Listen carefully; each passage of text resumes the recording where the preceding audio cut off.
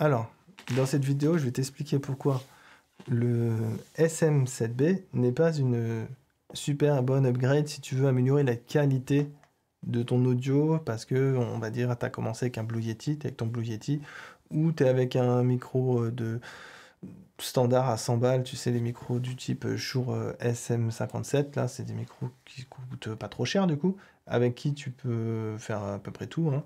Et du coup, la question c'est, est-ce que c'est vraiment une bonne stratégie, une bonne idée d'aller s'acheter un SM7B pour faire une amélioration? Donc moi, je vais t'expliquer en quoi c'est effectivement intéressant, dans quelles circonstances c'est intéressant, et pourquoi, si c'est vraiment la qualité, parce que moi, c'est vraiment ce qui justifie ma vidéo, en fait, j'en ai marre d'entendre dire des gens dire que le SM7B, c'est une amélioration par rapport à un micro à 100 euros. Genre entre un Blue Yeti et un SM7B, c'est ouah, attends, mais ton setup, il va tellement, c'est tellement le feu par rapport à un micro à 100 balles, un SM7B. Et là, c'est pas du tout pour moi vrai. C'est pas parce que ça coûte 400 balles que le son, il est 4 fois mieux. Pas du tout. Je vais essayer de t'expliquer pourquoi, du coup, qu'est-ce qui justifie le prix du microphone. Et tu vas voir que c'est pas véritablement dans la qualité, c'est dans un truc dont personne ne parle en vrai, ou rarement. Les seuls qui j'entends parler, c'est les plus concernés, en fait, c'est des ingénieurs du son. Et du coup, bah, on reparlera de ça dans un instant, mais d'abord, je vais t'expliquer qu'est-ce qui fait pour moi, si j'avais à conseiller le SM7B par rapport à un micro comme celui-là, c'est quoi les justifications, quoi, que j'accepterais de donner, tout simplement. Et puis les trucs les plus entendus aussi, quoi. Donc pour moi, le problème des micros type SM57, c'est des micros de chant. Donc les micros de chant, le principe, c'est que c'est une capsule ici avec une poignée qui est adaptée à la prise par la main. Donc ce qui se passe, c'est que les distorsions qu'il y a ici, les vibrations qu'il y a quand tu tiens dans ta main, les frottements et tout ça, c'est pas bien transmis. C'est les transmissions à la capsule qui est ici, c'est très limité. Donc les distorsions, les vibrations, les frottements ne sont pas bien envoyés dans la capsule, ce qui fait que tu peux le tenir dans la main et ça fait pas du bruit juste parce que tu le tiens dans la main, ça fait pas. Enfin, ils sont faits pour ça. En gros, la capsule est isolée, elle est maintenue par des petits élastiques, etc., des petits caoutchoucs. Et voilà, ça fait que ces micros-là sont bien pour être tenus dans la main. Typiquement, ce genre de micro, il se tient comme ça. Ça se tient pas comme ça d'ailleurs, hein, ça se tient bien comme ça, de cette manière. Parce que sinon, tu vois, ça a un indice ça modifie le son en fait. Ton micro, il perd dans les aigus. Enfin, ça fait n'importe quoi dans les aigus, quoi. Donc voilà, faut pas le faire. Et le problème qu'il y a avec ce micro, c'est surtout à partir du moment où tu veux te filmer en fait. Donc c'est souvent des streamers qui s'achètent des micros. Le SM7B, hein, c'est typiquement ces micros de streamer, hein. Donc pourquoi c'est préférable d'avoir un SM7B par rapport à un SM57? C'est tout simplement la forme déjà du microphone qui est phallique. D'accord? On voit tous ce que ça veut dire. Du coup, c'est pas super génial, parce qu'en général, tu mets juste tes lèvres ici, en plus. Donc, ça peut amener à des suggestions dans la tête des gens et tout ça. Donc, voilà, d'un point de vue esthétique, on va dire, c'est pas forcément terrible. Deuxième problème qu'il y a avec ces micros-là, c'est qu'ils sont surtout dédiés donc à être tenus dans la main, etc. Et que les streamers et tout ça, bah, ils n'ont pas besoin de tenir leur micro dans la main, puisqu'ils ont un support. Donc la capsule suspendue à l'intérieur, elle est bien parce que ça évite les vibrations. Quand tu touches ton support, ça va pas trop s'entendre dans le microphone, mais c'est pas hyper important, quoi. C'est pas ça qui fait une grosse différence. Donc voilà, c'est plutôt pas super intéressant. Et troisième point ici, encore en rapport à l'esthétique, aux pratiques, c'est le câble. Le câble, tu vois, à l'avant, c'est la capsule. Ici, il y a la personne. Ensuite, il y a la poignée. En général, ça va être un support que tu vas placer avec une pince, quoi. Et par derrière, tu vois qu'il y a le câble qui sort. Et le câble, en fait, en général, ce que tu veux faire, c'est tu veux le faire en sorte qu'il se rattache au support. Donc, en gros, il faut imaginer cette situation ici, où donc tu as un boom arm, par exemple, ou une perche, peu importe. Puis, ensuite, tu accroches ton microphone. Et si tu prends un micro de type celui-là, le câble, il va sortir par l'arrière ici. Et ensuite, il faudra le faire revenir en haut, au bout de la perche, quoi. Et après, l'enrouler comme là, le câble est enroulé autour du boom arm, tu vois, à chaque fois. Et le truc, c'est vraiment là les arguments forts pour le SM7B, c'est que c'est prévu pour que le câble XLR, tu vois, hop, il soit la sortie, là où tu branches ton câble XLR, c'est directement là où tu branches ton support. C'est pour ça que quand tu regardes sur cette image, par exemple, où il y a 3 micros, quand même, il y a 3 SM7B, il y en a un là, un là et un là, avec les câbles et tout est branché, et ça ne prend pas trop d'espace, il n'y a pas des câbles qui partent dans tous les sens, etc. C'est assez propre. Donc là, il n'y a que 2 personnes et 3 micros, mais imagine, il y a 5-6 personnes, je sais pas, dans une émission de radio, où tu as 5 invités, ou des trucs comme ça. Tu vois, c'est assez vite le bordel si c'est des SM7B qui sont, des SM57 qui sont utilisés, en fait, parce que ça va faire des câbles dans tous les sens, surtout si tu veux faire des photos, des invités, ou même les filmer. Non, ça va pas être possible. Donc, du coup, le SM7B, ben voilà, là, c'est là où il est fort. C'est que c'est beaucoup plus facile. En plus, tu promènes ça avec un boom arm. C'est la même chose, en fait. Comme tu promènes ça avec un boom arm, tu peux le déplacer, le tirer vers la gauche, vers la droite. Bah là, t'as pas le câble à faire attention, comment c'est pas trop en train de tirer sur le câble, etc. C'est fait pour pas bouger, c'est fait pour être pratique, c'est fait pour ça, en fait, le SM7B. C'est là où il prend tout son sens. Ensuite, il y a le troisième point, le point suivant, en fait. C'est un qui fait que moi, je suis plutôt à dire que je le conseillerais pas, mais c'est que il est vendu comme ça, hein, idéal pour le faire les voix radio. Donc une voix radio, qu'est-ce que c'est? Donc ça, c'est un graphique par rapport aux fréquences qui sont audibles par l'oreille humaine, de 20 Hz à 20 000. Et tu vois que dans la zone qui est verte, c'est quand c'est équilibré. Et les fréquences sont un bon volume. Et quand c'est rouge au-dessus, ça veut dire le volume est trop fort, et en bas, le volume est trop faible. Donc on va regarder dans la zone des basses. On va prendre largement la zone des basses, donc entre 300 et 50 Hz, ou 200, tu as compris, on prend largement dans cette zone. Et si on est équilibré, tu vois, ça fait définition air, warm, bottom, à peu près, hein, si je prends bottom, warm, définition air, ou même bright, clear, tu vois, tout ça c'est équilibré. Ok, pas de problème. Mais si tu mets trop de son dans la zone des basses, hop, qu'est-ce que ça fait? Il y a trop, ça fait moody et boomy. Tu vois? Donc en fait, c'est des micros qui sont moody et boomy. Alors qu'est-ce que ça veut dire? En gros, ça veut dire qu'il y a trop de graves. En français, on peut dire. Après, bon, c'est des termes façon un peu farfelus. La traduction, c'est boueux. Donc voilà, ça aide pas beaucoup à comprendre, mais en gros, voilà, ça fait une grosse voix. Ça fait une grosse voix, t'as un bonhomme, ça te rassure, voilà, t'as ta prestance, parce que c'est comme ça, c'est psychologique dans la tête des gens, quand t'as une grosse voix, c'est que t'as de l'assurance, t'as confiance en toi, voilà, t'es fort et tout, machin, je sais pas quoi.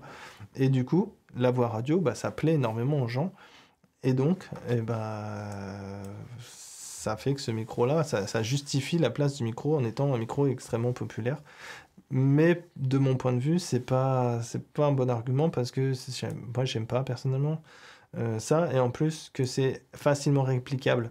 Donc, c'est là où, du coup, je vais te partager un lien vers une vidéo YouTube. Enfin, je partage le lien. Je te montre le titre. Tu auras juste à retrouver. Ça, c'est le nom de la chaîne et ça, c'est le titre. C'est en anglais, mais tu vois, il y a des chapitres. Et tout le long de la vidéo, tu as une comparaison. Il passe d'un micro à l'autre. Donc là, c'est le SM57 ici et le SM7B ici. Et puis bah voilà, tout simplement, tu peux entendre les 2 micros et il les a réglés. Il a réglé surtout celui-là pour qu'il coïncide avec le côté boomy et tout ça de celui-là. Donc tu écouteras la vidéo, tu verras, il y a des petites différences, notamment en termes de qualité. Celui-là apporte plus de détails, mais c'est très subtil, hein. C'est tellement subtil, tu vois, que c'est simplement l'argument de dire c'est de la meilleure qualité, c'est ça, c'est le motif de ma vidéo. Je trouve que ça tient pas debout, et voilà mon argumentaire déjà. Bah, ça se base beaucoup sur son expérience à lui parce que je trouve que c'est bien réalisé, il a fait un bon truc. Et après, en plus, si tu veux t'acheter le SM57 et répliquer un SM7B, tu peux copier ces paramètres qui sont là. Et puis, bah voilà quoi. Tu peux te faire un SM57, tu peux sonner comme un SM7B avec un SM57 à peu près, hein. À toi d'écouter, tu verras. Moi, je trouve que c'est totalement convaincant, en tout cas, sa démonstration. Et puis voilà. Maintenant, qu'est-ce qui justifie le prix? Parce que pour moi, pour l'instant, il n'y a rien qui a justifié encore le fait que ça coûte 400 euros. Pourquoi? Le cam management, c'est très pratique. C'est vrai que ça peut justifier l'achat du truc. L'effet radio, voix, machin, pour moi, c'est plutôt un argument pour pas acheter le micro. Et puis voilà. Le fait qu'il ressemble pas à une Beat, ouais, pas tellement, parce qu'en même temps, je peux pas le tenir dans ma main. Donc en vrai, moi pour l'instant, je suis plutôt chaud pour un SM57 là, tout de suite, tu vois. Mais qu'est-ce qui fait du coup qu'il y a quand même des gens qui l'achètent finalement? Bah pour moi, ça a quelque chose qui n'est pas encore été dit. Mais on va regarder ça ici, ça s'appelle le SPL. Le SPL, c'est le volume de la source. si c'est très fort, si c'est pas fort, etc. Et donc le SPL max, c'est avant que le son, la membrane, la capsule, elle commence à dérailler, à plus réussir à faire son travail correctement. Il faut que le volume il dépasse cette valeur-là. Voilà, 94 SPL, c'est très fort, hein. Je rappelle que ce micro-là, son rôle principal, c'est enregistrer des coups de baguette sur des caisses claires. Donc ça enregistre SPL, c'est un 94 SPL, c'est très fort, hein. Je te montrerai un autre micro qui fait 94 SPL. Moi, je l'ai vu hier, fait par les vendeurs du microphone, hein. Donc la marque du microphone qui montre qu'ils enregistrent un kick avec. Donc tu vois, même une batterie, ça dépasse pas les 94 SPL normalement, tu vois. Voilà. Par contre, ce qu'on va regarder, c'est le SPL du Shure, SM7B. Et là, surprise, quand on va sur le site de Shure, donc ça, là, c'est le site de Shure officiel, hein. Quel est le SPL du SM7B? Donc on a SSMB, SPL, c'est Sound Pressure Level. Donc quel est son SPL maximum avant les distorsions? C'est 180 SPL. Et ils disent que ça équivaut au son que va produire une fusée au décollage. Donc en gros, c'est tellement fort que si tu mets un humain à côté, l'humain devient sourd automatiquement. Mais le micro, lui, il peut encore enregistrer ça. Donc voilà. Pour moi, ça, c'est exceptionnel. Et ça justifie le prix du SM7B. Et c'est d'ailleurs ce que j'ai dit tout à l'heure rapidement. C'est que les seuls que j'ai déjà entendu dire quelque chose de concret et de très pertinent sur le SM7B, c'est des ingénieurs du son. Et à chaque fois, ils disent, c'est un micro, tu peux le mettre sur n'importe quelle source, ça pose jamais un problème. Donc, sous-entendu, n'importe quel volume, un ampli à 1000 watts ou je sais pas quoi, tu vois, ça va, il tient toujours, il fait pas de distorsion, il fonctionne, il fait son travail, quoi, tu vois. Donc voilà, moi c'est d'abord ça, l'argument de vente du SM7B, c'est le câble management, ok, ça je veux bien, l'apparence non phallique, pourquoi pas, et surtout le fait qu'il puisse endurer 180 SPL, c'est complètement exceptionnel, comme j'ai dit, hein. C'est vraiment exceptionnel.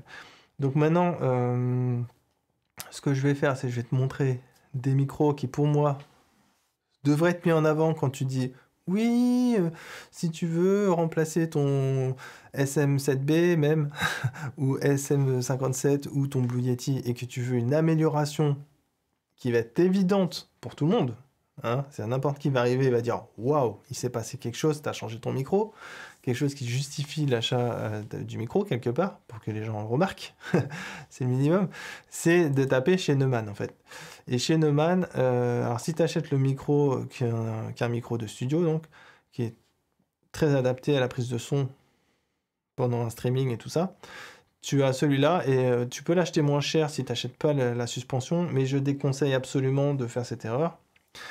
Parce que, en fait, ils te permettent de l'acheter sans la suspension, parce que si tu as déjà une suspension, enfin, tu peux déjà avoir d'autres suspensions, quoi, tu vois. Donc, peut-être qu'il y a des gens, ils n'ont pas besoin d'acheter la suspension parce qu'ils l'ont déjà quelque part. Mais voilà, si tu n'as pas la suspension, je te conseille vraiment de l'acheter. Ça, on appelle ça une suspension araignée. Ça permet d'isoler les vibrations qu'il y a dans le support, aussi infimes qu'elles soient, du microphone. Donc, ça fait que tu vas pouvoir faire des prises de son qui sont clean. Et le microphone est d'une qualité très très bonne, donc il n'y aura pas de problème de ce côté-là. Les gens ils vont dire waouh, ton son est mieux. Et oui, parce que c'est des micros Neumann, et Neumann ne fait pas de micro bof, et ça n'existe pas. Je parle de micro neuf, hein. Après les occasions, c'est ce que c'est.